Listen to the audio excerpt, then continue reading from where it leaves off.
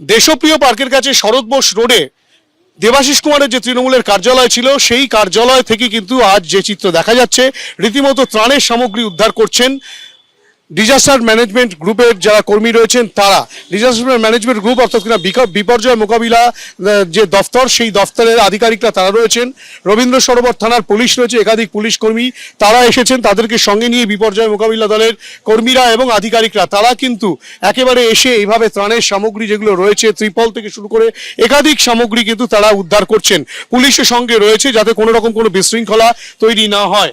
সন্দীপন গুপ্তকে বলবো একবার ছবিটা দেখাতে। এটা হচ্ছে শরৎ বোস রোডে দেবাশিস কুমারের আরেকটি কার্যালয়, যে কার্যালয়ের চারিদিকে ছড়িয়ে ছিটিয়ে পড়ে রয়েছে সমস্ত সামগ্রী।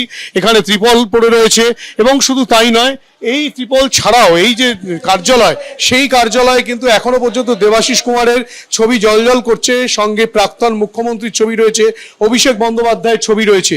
এই অফিসেরই একেবারে পিছনের দিকে যে গোডাউন রয়েছে সেখান থেকে কিন্তু রীতিমতো ত্রাণ সামগ্রী উদ্ধারের কাজ চলছে। দেবাশিস কুমার তিনিই কিন্তু এই বিপর্যয় মোকাবিলা দলের কর্মীদেরকে এবং বিপর্যয় মোকাবিলা দফতরকে লিখিতভাবে জানিয়েছিলেন যে তার অফিসে এই সবগুলো সামগ্রী পড়ে রয়েছে, সেগুলো বন্টন হয়নি, সেগুলো যাতে নিয়ে যাওয়া হয়। তারই পরিপ্রেক্ষিতে কিন্তু এই উদ্যোগ, তেমনটাই তারা স্পষ্টভাবে জানাচ্ছেন। গতকালই দেবব্রত মজুমদার, যিনি যাদবপুরের তৃণমূলের প্রাক্তন বিধায়ক ছিলেন, তিনিও ঠিক একইভাবে ঠিক বিপর্যয় মোকাবিলা দফতরকে জানিয়ে সমস্ত সামগ্রী তুলে দেন। এবং আজ যে চিত্র দেখা গেল শরৎ বোস রোডে, সেখানেও কিন্তু ঠিক একই রকমভাবে বিপর্যয় মোকাবিলা দলের কর্মীরা তারা কিন্তু এই বন্টন না হওয়া যে ত্রাণ সামগ্রী রয়েছে সেগুলোকে কিন্তু উদ্ধারের কাজ চালাচ্ছেন। ক্যামেরায় সন্দীপন গুপ্তর সঙ্গে হিন্দোল দে, এবিপি আনন্দ, কলকাতা।